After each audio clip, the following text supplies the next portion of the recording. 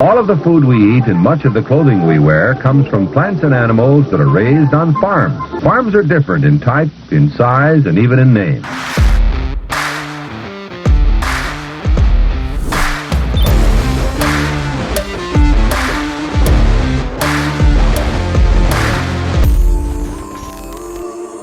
Welcome to Barn Talk. What happens at the barn stays in the barn, but not today. We're going to let it all out for you guys. Dad just got back from the Farm Progress Show, and he's got all kinds of news and reports and a few observations to tell us. So we're going to dive into that today. But before we do, you guys know the drill. Pay the fee. If you get any value from the show, share it out with your friends, family, people, coworkers, whoever you got in your circle. The more that you guys do that, the better the show can grow, the better guests we can have on, the more podcasts we can make. It's just good for everybody. It's kind of the ticket to admission to watch or listen to the show. Feel free to leave a review on Spotify or Apple. You can subscribe to us on YouTube. And if you got any questions that you want to ask us for us to answer on the show, you can submit your questions at barntalkshow@gmail.com, or you can comment your questions on our YouTube podcast videos, our Q&A YouTube videos. You can comment your questions in the comment section. That's where we'll get them. So we appreciate every one of you guys that has been supporting us. We're almost up to 110,000 subscribers on YouTube, so this thing's going pretty quick, and we can't do any of this without you guys. So just wanted to say that before we get started. We're blown away with the support, and it truly means a lot to us. Apparently, Barn Talk is like a horrible auto accident. You want to look away, but you just can't. You just can't. Just can't do it. It's too entertaining. I think that's mostly you. That you make that. I make it entertaining? Yeah. I think people are just in awe of what a high-functioning, challenged individual I am. I think people are just in awe how aggressive my potty mouth is. I got a good potty mouth. People still can't get over the fact that I say the word fuck, but you do swear a fair amount, and yeah. I blame myself for that, but I'm just I'm a product of my environment growing up, and my father worked in profanity the way that other artists works in, say, oils or clays. So I stole that line out of Christmas Story, but it's my favorite line in there. Yeah. So my dad, he kind of had an alter ego because he was a pretty quiet man and didn't raise his voice very much. He could pretty much keep all of us boys in line just by his look.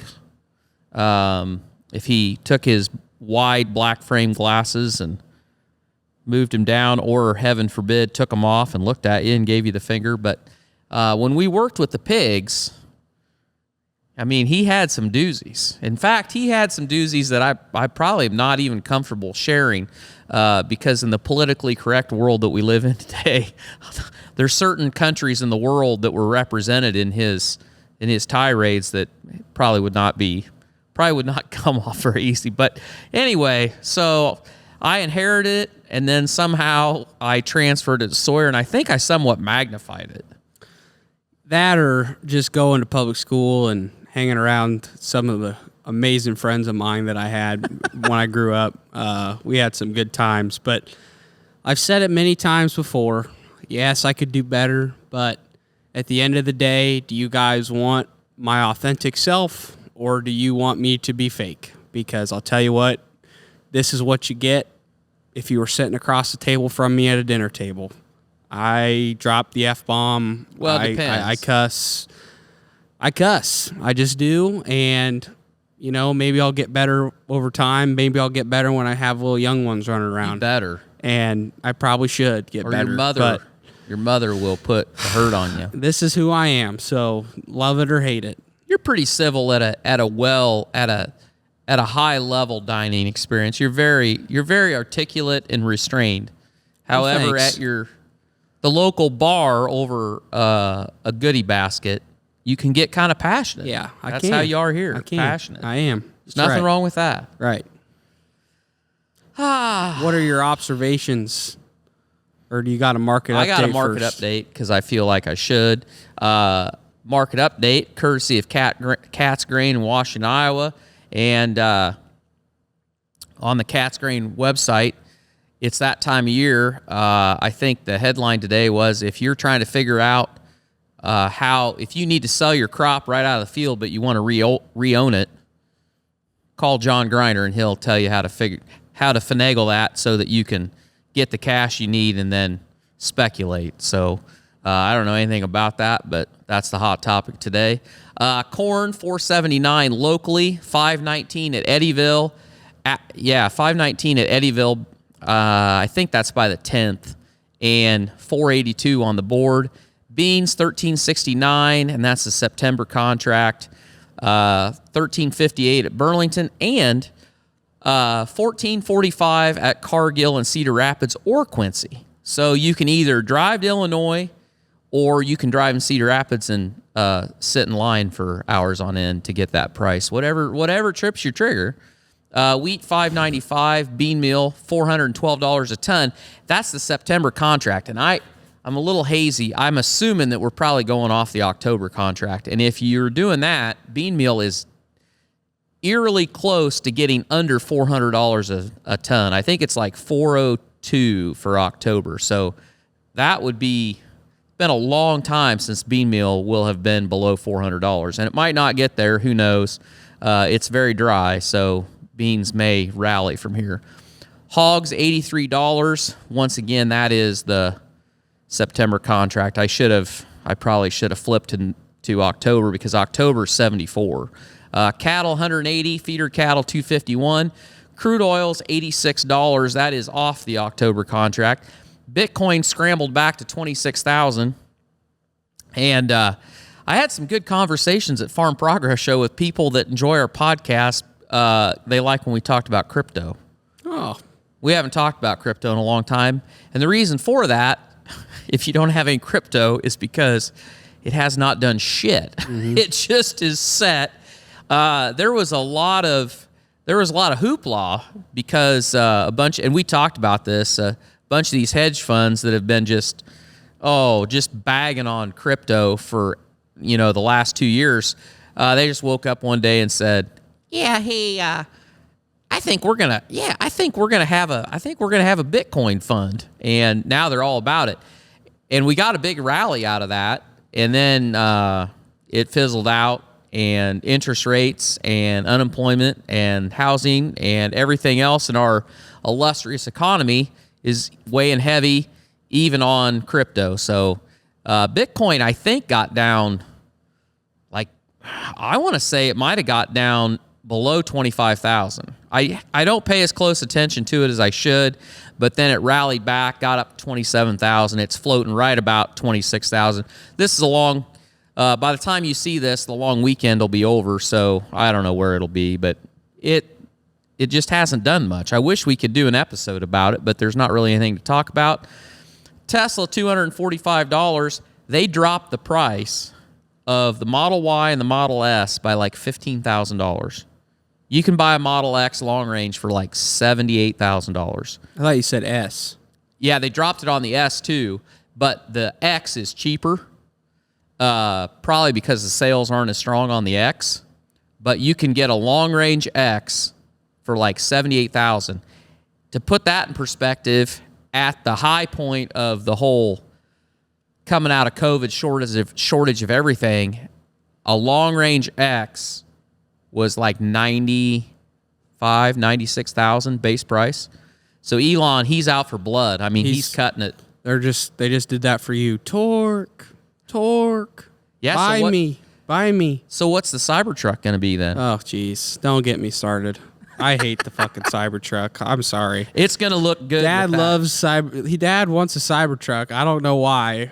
Because I want to put that American flag wrap on it with the Screaming Eagle. You might as well just get a buffalo horn, just longhorn, just put it right on the front. Well, I think I could. Yeah. I think I could pull that off.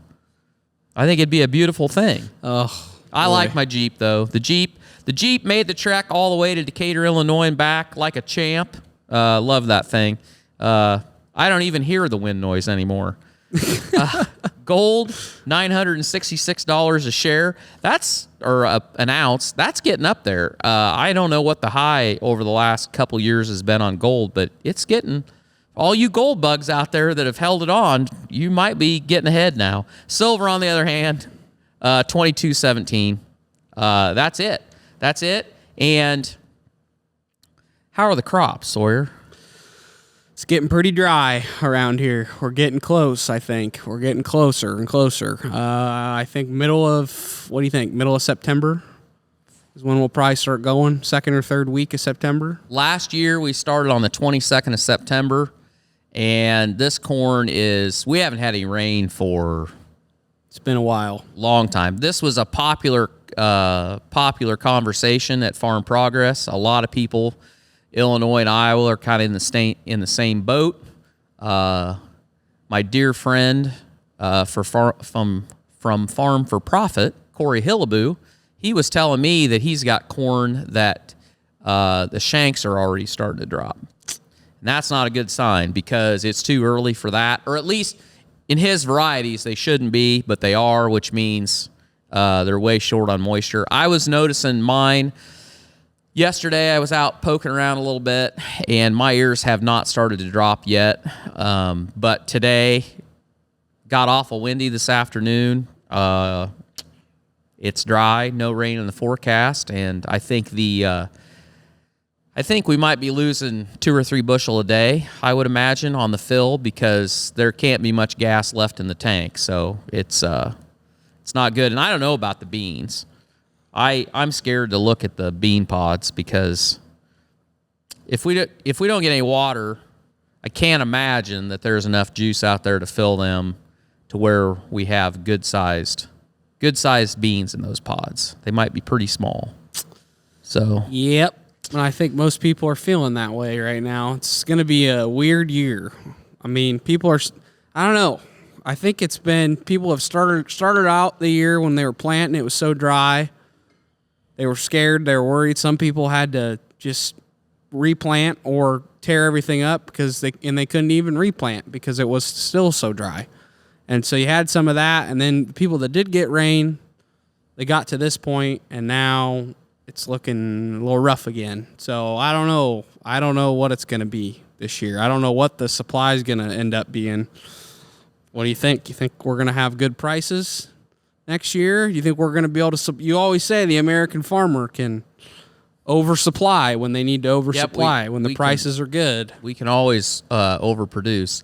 I think the thing that's interesting is, the crop tour went through, and through Illinois, I was really surprised at how good the numbers they had coming out of that because I was expecting a lot worse. And it's kind of a crapshoot. I don't know where we'll be. And I think for some, here's my worst. I don't know if you'd say it's the worst case scenario or not, because you always want to raise a crop. The last thing you want is to have a crop fail that you got to go out there and harvest it and it's crap. But the second worst thing is that your yield is just high enough that you don't hit your trigger for any crop insurance. Because as I look into 24, I think about if you're somebody and you're renting ground or you've got an operating line of credit, your interest rate's going up, your yield is just right to the low side to where you're not triggering your crop insurance, which you paid for crop insurance. You're not going to collect anything, but you're not getting that top line yield. So then your input costs are all higher for next year and your interest rate's higher for next year. I think that is going to be tough on a lot of guys. And I don't know. I don't know whether we get through harvest and then we find out that we don't have what we thought we had and prices increase to where, that helps everybody out, or whether we stick with if we're close to what the guess is, and we just kind of muddle through. But Well, how about Brazil? What's Brazil? Everybody always mentions, well, what's Brazil's harvest looking like? What's that going to be? well, I think it's been tracking about what they thought it was going to be, and they got a little bit of rain. They got 3/4 of an inch of rain down there, which when they say, that they got 3/4 of an inch of rain, well, that's like here. Did they get 3/4 of an inch of rain across the whole area, or did they get 3/4 of an inch in 2 counties or 2 areas? I don't know, but it sounds like planning for their next crop is right on schedule. So I don't know. And the other thing that's interesting is what's their cost of fertilizer, because they get the majority of their fertilizer comes from Russia and Ukraine, if I'm right on this. And I really thought that they would be struggling both to get supply and what they had to pay for it, because I can't imagine that you're getting a consistent supply of fertilizer coming out of anywhere, Russia, Ukraine, Europe, any of that. And so I don't know. I don't know how that plays into their input costs and supply and whether they're going to have what they need, but there hasn't been any stories about it. So I guess I'm assuming if there isn't a story, it must be fine.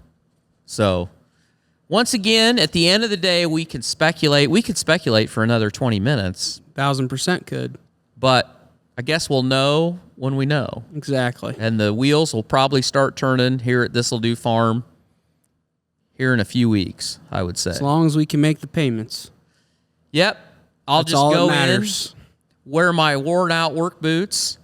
I met a guy at Farm Progress, and we were talking about, he had on a kind of an inside joke, because I guess he wears the shit out of his work boots, but I told him that was a good plan. Just, keep those old work boots so that when you went to see your banker, he said his banker always felt sorry for him, because when he dairied, when he was a dairy guy, he never had time to go to town to get boots. So like when he did go to town, he'd go to the bank, he'd always be wearing these boots that were like duct taped.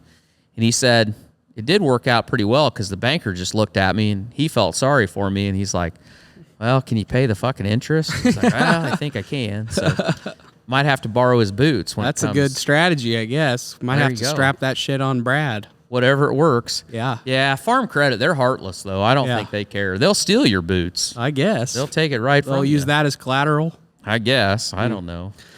Well, we'll move on to the Farm Progress Show. I had a lot of fun at the Farm Progress Show. Yes. That's sarcasm. I actually didn't end up going to the Farm Progress Show. I planned on going, but then I ate something that I wasn't supposed to eat. I got food poisoning, and I'm not going to go into much detail, but there's only 2 ways that you feel that. Either it comes up or it goes out through your bottom. And so one of those 2 ways, it was just coming out, and I thought it would be a terrible idea to drive to Illinois, so I decided, Dad, you're going to have to solo this one, go to Farm Progress. And I was a little disappointed, but it was probably best. But I'm good now. I feel better. I got on antibiotics. I feel okay, so that's good. But, man, food poisoning sucks. I don't recommend. I only had to explain, because let's face it, when you get to see Barn Talk or This'll Do Farm in person, the question when you see me is, where's Sawyer? Do you ever get the question, where's your dad? Oh, I do. All right. Well, that makes me feel better. Yep. But anyway, everybody wanted to know where Sawyer was. And, what do you say? So I just said, well, Sawyer's sicker than a dog, and he's officing from the smallest room in his house. And you could tell the guys from the northern Midwest from the southern Midwest, because some of them boys, they had to really sit and think about it for a minute.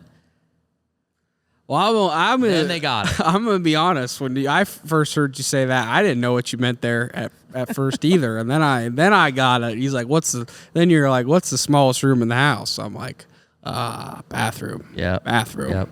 Yep. So don't feel bad if you didn't get that, because I didn't at first either. But Well, I'm trying. I'm trying to make people work for it. Yep. It was a good time. So I went over on Tuesday. I wasn't there for the first day. I got over there about, 3 o'clock. And thank you very much to the boys at Farm for Profit. They put on, they hosted a, what do you call that? A round table or a discussion. There was about 6 of us there in the Sukup booth, and that was put on by PERC, the Propane Education Research Council. Got that all out. Gosh dang. They put it on, and kudos to them. That was great.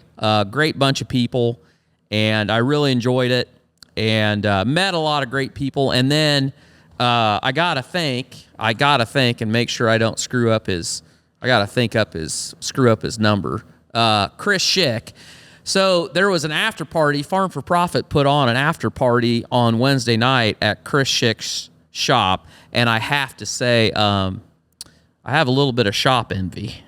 Oh, God. That thing is nice. Holy Mother Mary.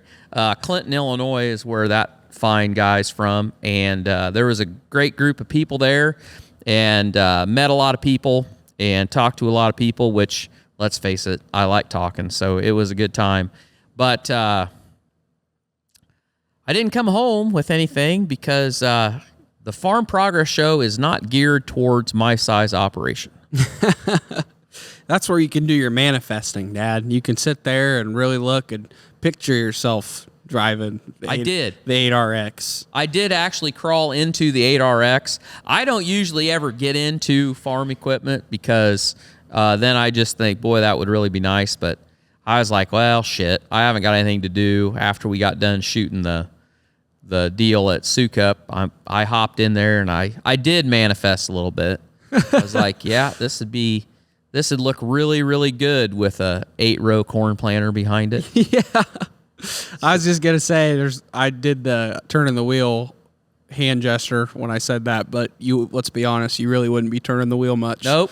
I'd just be auto steer for sure. 100%. The technology is amazing and the equipment is amazing. I think it's funny though.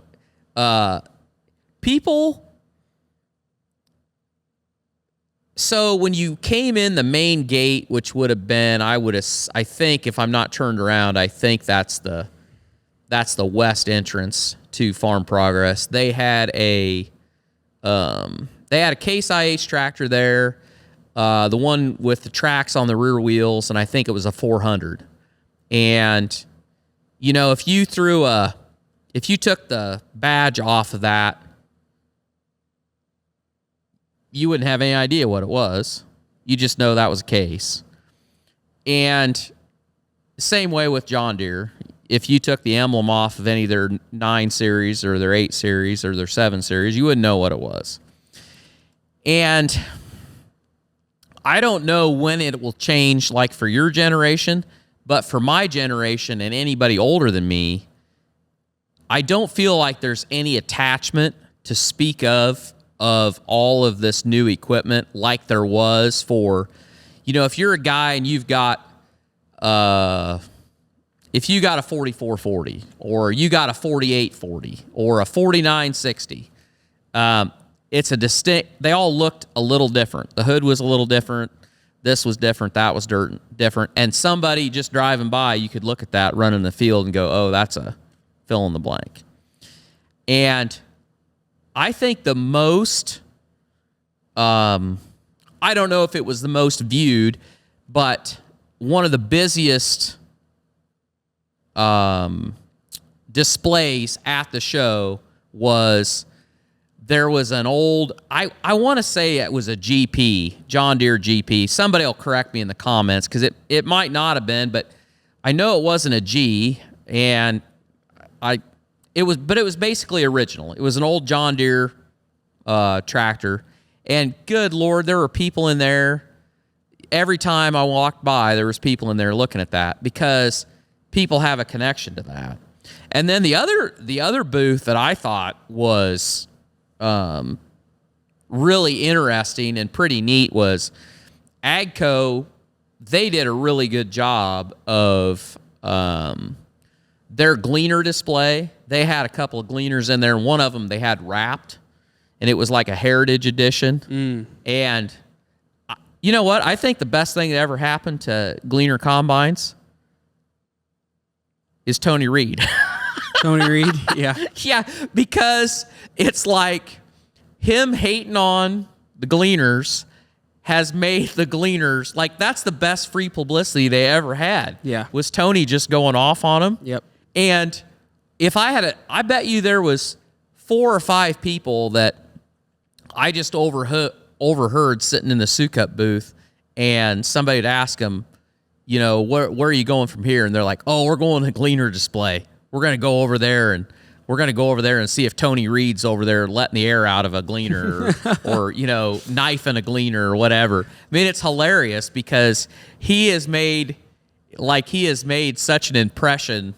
I don't know if that's the right word, but anyway, there was a hell of a lot of people there. Free publicity is it is what do you say? Bad publicity is still good publicity at the end of the day. Yeah, it's publicity at the end of the day. Doesn't matter if it's good or bad, just as long as they're talking about you. Yep, that's gleaner right now. And let's all agree on Tony for president. Tony Reed for president. Growing corn. Yep. They were giving away T-shirts over there. Somebody did a bunch of them, and I saw a pile of kids and people running around with a Tony Reed for president T-shirt. That's funny. I thought it was hilarious. We got to get him on the podcast. Huge crowd.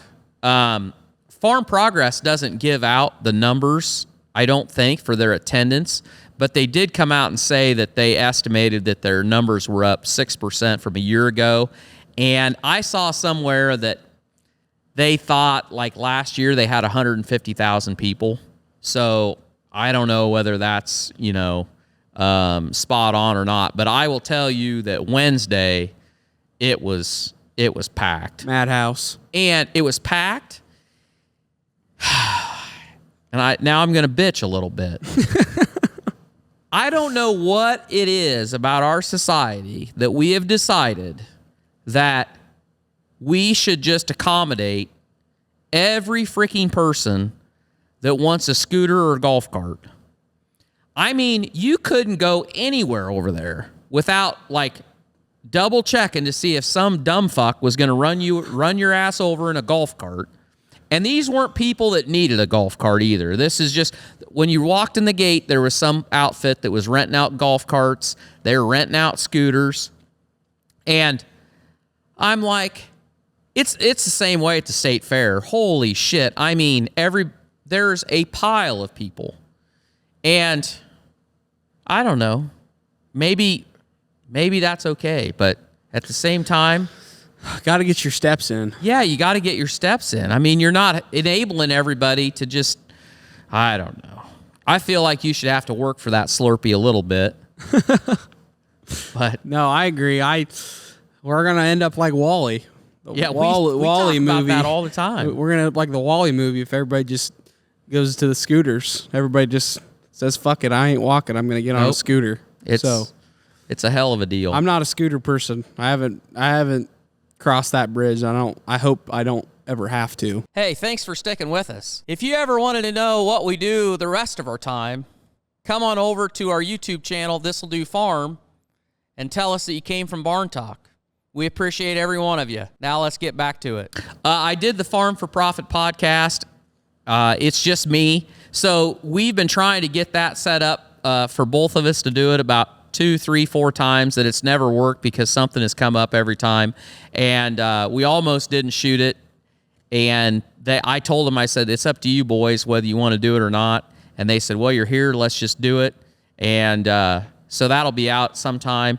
It's not as high quality as if I would have had Kingpin with me, but it's somewhat entertaining. So give that a listen when you get a chance. Nothing cheap over there. I can tell you that. Nothing cheap.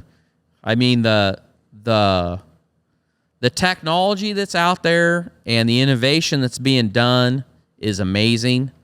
But you got to be rolling some acres or have one hell of a land base to make that all work, I think. And we're not quite We're there not yet. quite there yet. Nope. I got a hell of a good fucking podcast, though. We do, by God. And a nice barn. We got a nice hayloft. I know that. Somebody do. commented and said, farmers with an AC unit in their barn, they must not be real farmers. Well, I guess we're not real farmers 'cause we got AC Yeah, because unit. let's face it, if you're watching the video version, nobody wants to see Tork sweaty. No, That's there not you a go. pretty sight. We're just trying to help you guys Yeah. out when you're Much watching. more visually appealing. Yeah. I'm pretty sure our subscriptions would have never hit what they had I been sweaty all the Right, time. we're raising pigs. We're not trying to be them. Look at you. There you go. That's fantastic. Yep. The purpose of this podcast, we're finally to the purpose. And I had this kind of became a hot button issue for me because the week before I left to go to Farm Progress, I ran into the names of the individuals and the companies have been changed to protect the innocent, but you all know who you are, so I will say that. I ran into a guy that works for the company that I buy a lot of ag products from, and he asked me if anybody talked to me about contracting, and I said no, nobody has. And traditionally, when you wanted to lock in a price on what they were dealing, you would work with the local.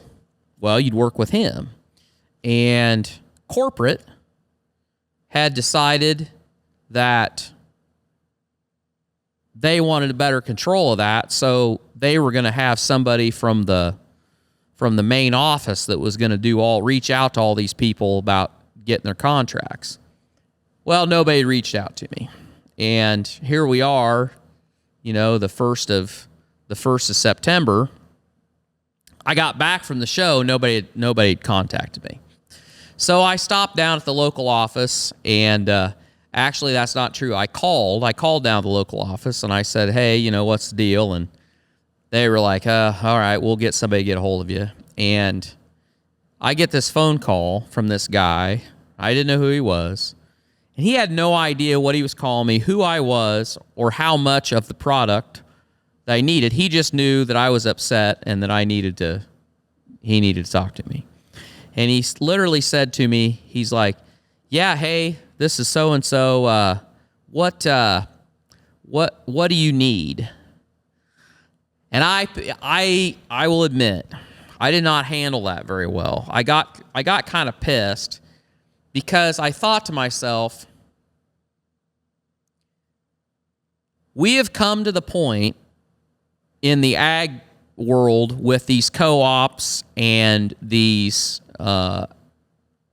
ag distribution companies and people that are selling farmers products, that all of the decision makers are so removed, they've cannibalized all of the local offices, that when somebody calls you, they have no connection with you, they don't know what your business is, they don't know who you are, and it's almost like they're doing you a favor by taking your order, is basically what they're doing. And I just laughed. When he said that to me, I just started laughing. And I said, it is a sad day when this is the conversation that you have to get, product ordered. You don't even know who I am. Do you even know where I live? And he apologized, and it isn't his fault because the guy I was talking to wasn't even the manager of this division. He was a guy that was far enough up the food chain that he could do what needed to be done, but he wasn't actually the guy that I was supposed to talk to, because the guy I was supposed to talk to ain't worth a shit. And everybody knows it, but yet somehow he has this job. So I told him what I needed, and he said he'd email me a contract and all that. And I no more than hung up the phone, and the manager of my local office calls me. And he says to me, he's like, okay. He's like, I'm ready. He goes, let me have it. And I didn't let him have it, but we had a really pointed conversation. And it got me thinking a lot about this. And you've heard us talk about the problem with labor in every part of our society, and who's going to do the work, who's going to raise the pigs, who's going to farm, all of that. Well, who's gonna plumb your LP tank when you add a dryer, or better yet, who's gonna set the dryer? Who's gonna get you? Who's gonna set up your DEF tank? Who's gonna come change the filters on your fuel tank if you don't own it, if the co-op owns it? Who's going to fix whatever? I don't care what it is. Because this guy and I talked about all the people that work at my local office. The woman that answers the phone, and let's face it, she runs the show because she's the one that's organized. My wife always says if we go to an event that was poorly organized, she says, obviously this was run by men. And if it goes well, there's probably a woman involved. And I can attest to that because in the groups that I'm involved in, there's usually a woman that takes care of, makes it all work, and the men are just there to, fold out chairs or whatever. But she's 70 years old. The guy that runs the service department for the LP, he's over 70 years old. The next guy that's in there, he's like 58 years old. The guy that fixes the grain setup, the head of the service guy for the grain, he's like 55, 56 years old. There's another guy on the LP that's like 55, 56 years old. And he just went down the line. The guy I was talking to, the manager, he's 58. And the company they work for, they have hired nobody to mentor them, nobody to shadow them. They're not training anybody to do these jobs. And this outfit that I'm talking about, when I was selling hog buildings, this problem has been going on for a long time, because when I sold hog buildings and I would sell a building, a lot of times we would get them to go plumb the LP in the building, and it might be in Missouri. It might be 120 miles from where we live. And the reason we did it is because these guys would call and say, well, my gas guy, he brings my gas, but he doesn't know how to do any of that. He doesn't know how to plumb any of this stuff. You got anybody that can plumb these buildings for me? And we would call them and have them do it. And I mean, they charged to do it, but you don't have any choice because they were one of the few people that are doing it. Well, now then, when these guys retire, who's going to do it? And then it got me thinking. You go to your local equipment dealer and need parts. Every equipment, I don't care what color it is, you go in there, and you know what they do now? They have a screen turned around pointing to you, because the guy that's running the parts, he has no fucking idea.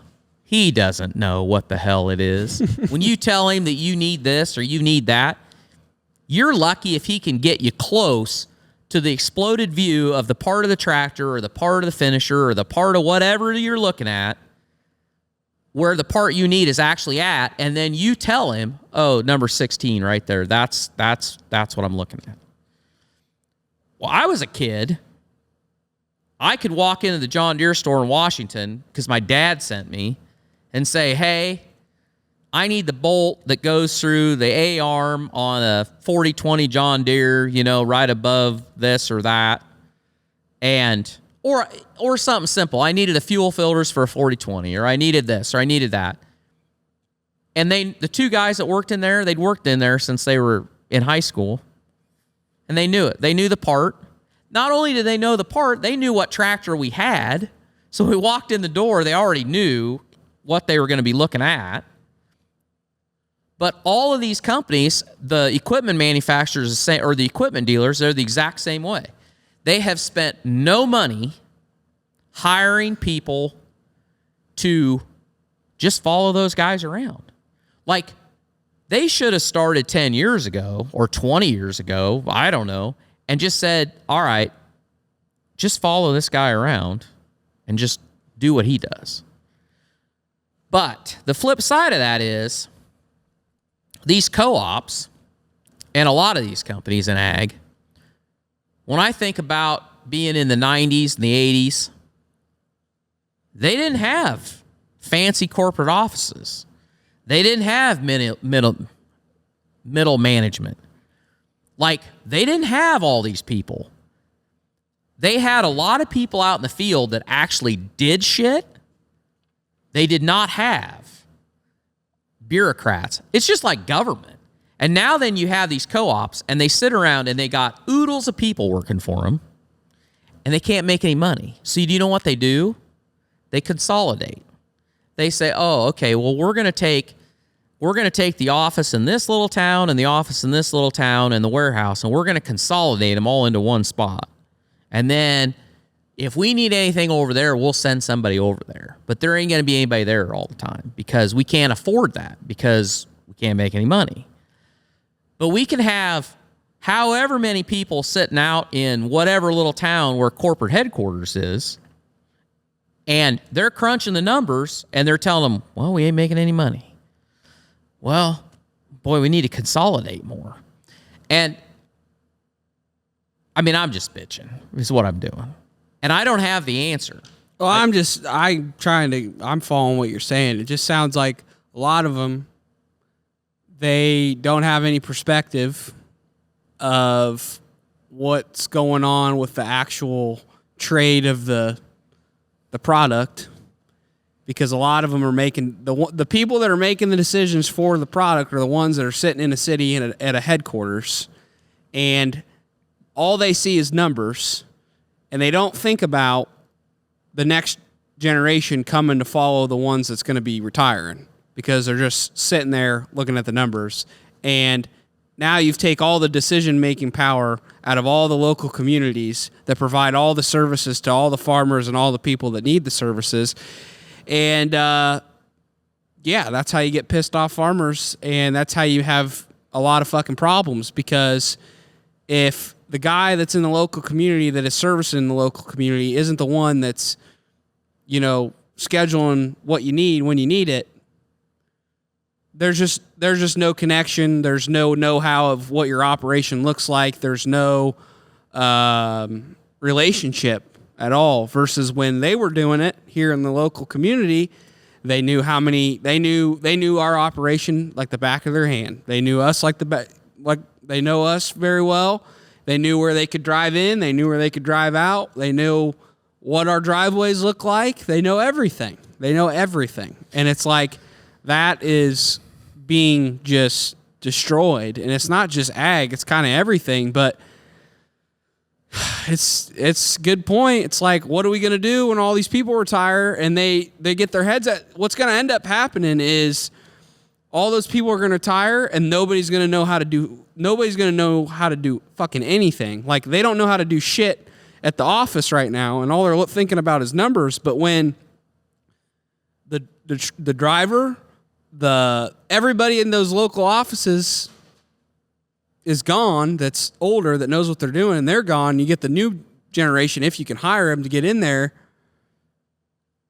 they're not going to know how to do anything at all. Yeah. And so you're going to just have an absolute mess. And I mean, you're kind of what you were talking about with the parts. I mean, you're kind of there, and they're trying to use technology to make it better. Yeah.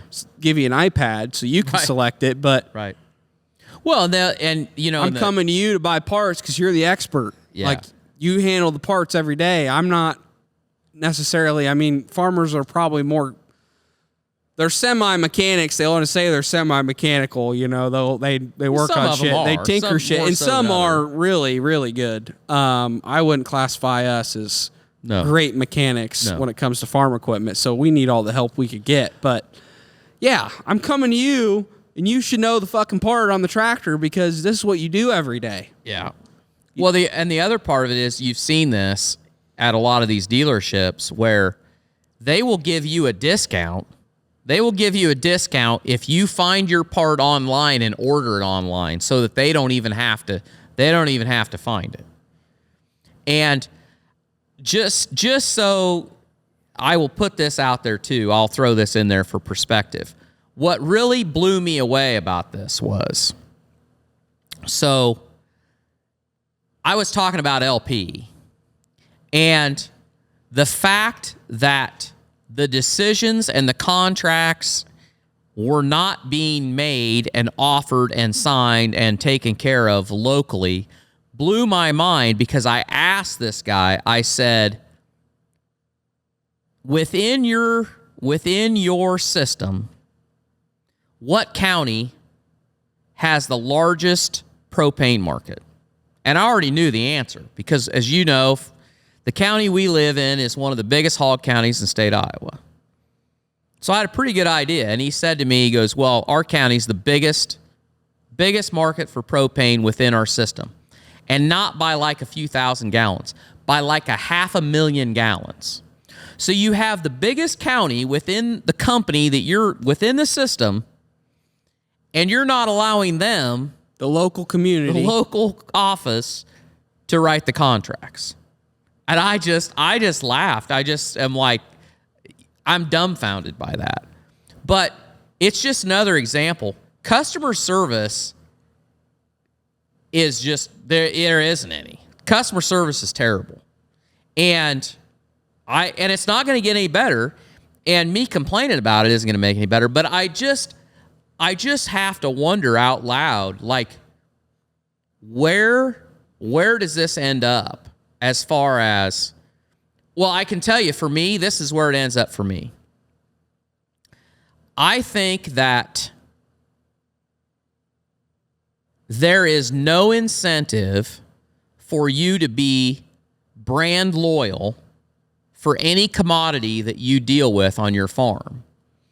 And by that, I mean, if I can't get decent service and nobody cares about my business, then the next logical step is for me to make sure that I own all my tanks, and maybe I just put in a bullet, and then I just buy LP, and I'll just have to figure out, like, we'll just have to figure out if there's a line that needs to be put in, or one that leaks or whatever. You're just going to have to figure it out, because you're not going to be able to count on your supplier to give you any service. And I mean, that's kind of where you see that already. There's some guys out there that cash and carry, they have no brand loyalty when it comes to chemicals. They're just shopping for the lowest price. And part of that is because there's some guys out there that's just how they're wired. They don't see value in, or they've had a bad customer support experience to where they're like, well, screw this. I'm just going to buy the lowest cost, whoever the supplier is. But when you go down that route, the downside of that is you quit employing all these people at the local level. So that's money that used to be in your local community that's now being shipped somewhere else, because they can't even staff. They can't staff that office. They can't offer you any customer support. My thing is, it's not okay if they say that this is the biggest county for them by 500,000 gallons. It's not a fucking money problem. It's not a money problem. They're making fucking money here. No doubt, hand over fist, they're making money. This is their highest traffic. They get the most volume here. And I know this is just an specific example for us, but that's just pure stupidity. That's dumb. That's an ideology of, well, we're gonna make it so that the major office, we focus on all the numbers, we sign, get all the contracts, we do all the paperwork, and the local office and around the country, where they're just gonna deliver it and handle that. And they don't. I just feel like that isn't a necessary, like, oh, we got to consolidate because it's a money problem. Well, it's just pure. stupidity. It's stupid. The money problem is they have other areas that aren't making the money, and they take the best of what they have and they're pooling it all together. It's all flowing back to a central office. But they're fighting the same. I'm not saying it's all their fault in the fact that obviously it's hard to find people. However, what I learned from my conversation with my local guy was that, he's trying all the time to get the money to hire extra people or hire somebody to be that guy that's like the floater that learns what's going on. And they won't do it because they say they can't afford it.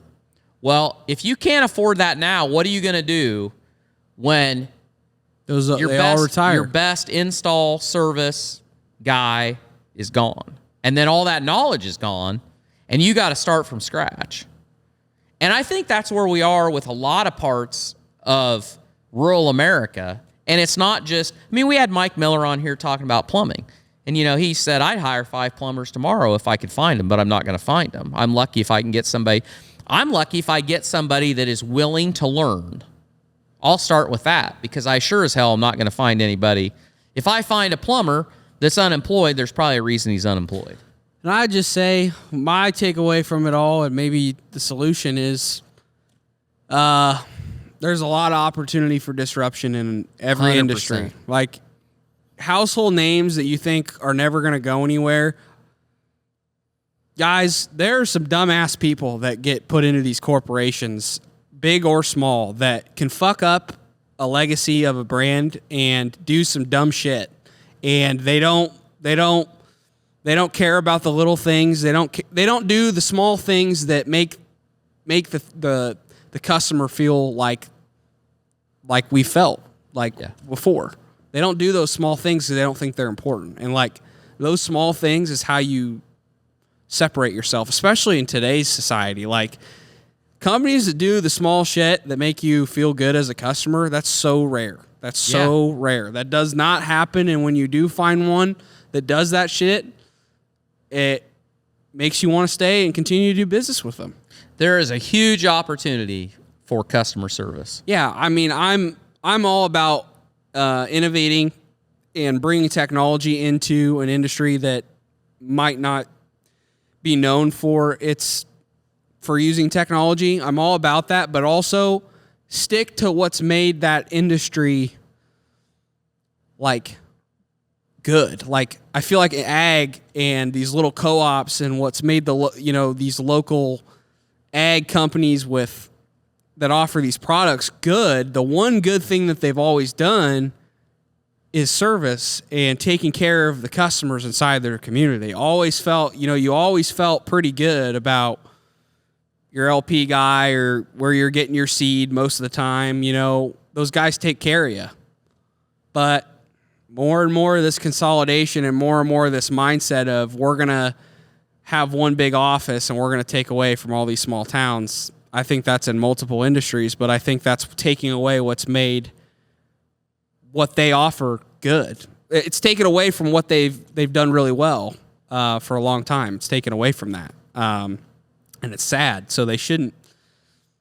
And I know they're fighting that fight, but you got to kind of give and take and think about what do we do good? How can we advance and make things more efficient, but not take away from that what people really value? Well, to your point, we want to invest in technology, but there's still no replacement for investing in people. Good people. Because for them to be able, the example I gave, for them to be able to be relevant, they have got to invest in some people because they're literally a few years away from not being able to service the accounts they have because they have no people that have the skills to do the service that got them the business to start with. Because if I can't get service on the equipment I have, then I'll just go to whoever's selling the gas the cheapest. Because why? At that point, it makes no difference. Right. And you don't want to be in that. You do not. The last place you want to be, and we can all speak to this because we're in a commodity business where we sell a product that we can't differentiate from anybody else's product. That's why we started Farmer Grade. Because if the fastest race to the bottom is make your business, make your product a commodity. Because then nobody gives a shit. Because if you're not doing anything for me, I'm going to go buy it from the guy that can give me the cheapest price. And if you decide, okay, well, I'm going to be the guy with the cheapest price, well, good luck. Mm-hmm. Good luck, because that is a race to the bottom. Yep. So, yeah, I don't really have anything else. I just think if you're a young guy out there, there's a lot of opportunity for disruption. And, you can look at these legacy companies and go, man, I can never do that. Bullshit. Because it's just like the Bud Light example. You'd think Bud Light would have a smart, they've been a household name for decades, and they've made some dumbass decisions. And you'd think that business would never make a dumbass decision like that. Yep. They do. They make dumbass. Most companies, they're just holding on. They're holding on. They're figuring things out just like small businesses are. So they just have figured out how to grow. And like you can do that too. And there's a lot of industries that there's a lot of disruption that could happen. Yeah. So the easiest way to ruin a small company is grow it into a big company. Yeah. Because we said this. I don't know. You can grow it into a big company. Just don't lose the values and the stuff that you did to become a big company. Yeah. If you turn a small company into a big company, just don't lose what made you big, what made you good, what people really liked. Because obviously, if you became a big company, you sold a lot of shit. Yeah. So evidently, you were doing something right. Don't go away from that. You have to keep investing in people, because this is a really good little example. I would just say it's easier to cut people and go away from what's made you great, because I'm sure like if they were staying to the standard of what made them good, all they'd have to do, that's probably the harder route because it requires more people. Yeah. But that's the thing that people like about, that's what makes customers buy their product. Well, they think they're being efficient. Yeah. That's the word I was looking for. So there's this the false god of ag retailing is we have to be more efficient. We have to be more efficient. And the problem is when you put efficiency ahead of service and quality, and it doesn't matter how efficient you are, because you cannot increase efficiency as fast as you lose customers when you give up service and people. Yep. And that's a good point. That's the deal. But that's kind of what example, I was thinking. Very small. You and I packed the boxes. You and I were packing boxes for Farmer Grade. And you're packing a lot of boxes. And it's cold in that cooler. Yep. And we what did we do? We did a whole 227 boxes. No, but we did like 5 boxes that didn't have something in them. Didn't we forget to put something in? Oh, we forgot to put the ice in. Forgot to put the dry ice in. We had like 5 boxes. We had this rhythm going of how we were filling them, and then something happened. Somebody had a question in the packing room, the taping room, and like we got off, and we just put these boxes out the door, and fortunately somebody caught it, and they're like, these boxes are light, like what's the deal? We forgot to put the dry ice in them. And I told Sawyer, I'm like, think about when you have employees doing this, you are literally only as good as the employee that is packing that box.